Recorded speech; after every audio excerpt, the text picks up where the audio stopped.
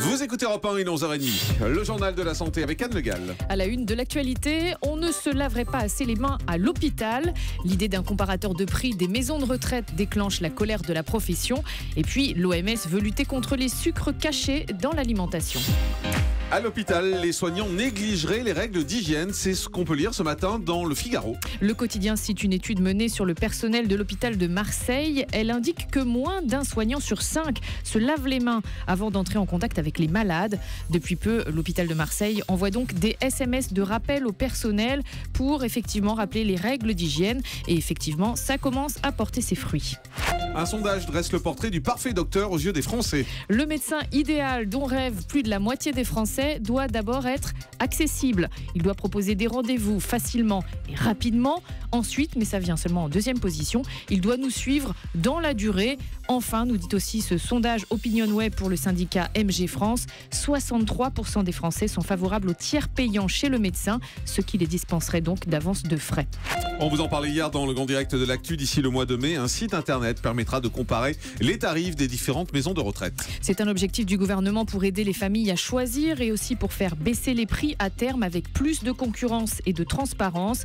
Mais cette idée de comparer les prix déclenche la colère des dirigeants de maisons de retraite. Pour eux, ça n'a aucun sens. Écoutez Florence Arnaise-Momé, présidente du CINERPA. C'est le principal syndicat de maisons de retraite privées.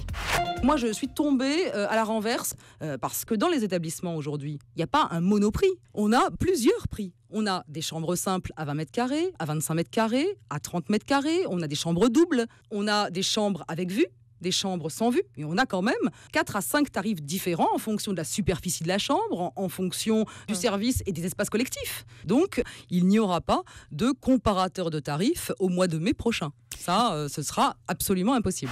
Des propos recueillis par Mélanie Taravant d'Europe 1. Une réunion est prévue sur ce thème cet après-midi au ministère de la Santé. L'OMS veut lutter contre les sucres cachés.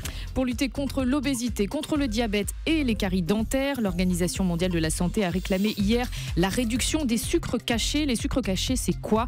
Ce sont ceux qu'on avale en grande quantité sans s'en rendre compte. Par exemple, dans les sauces tomates, les pizzas ou les boissons gazeuses.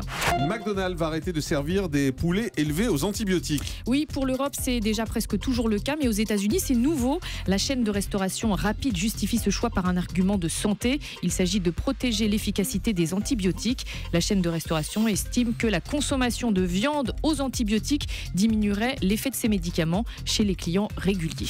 Pourtant, c'est bon, les chicken McNuggets. Le chiffre du jour, 117.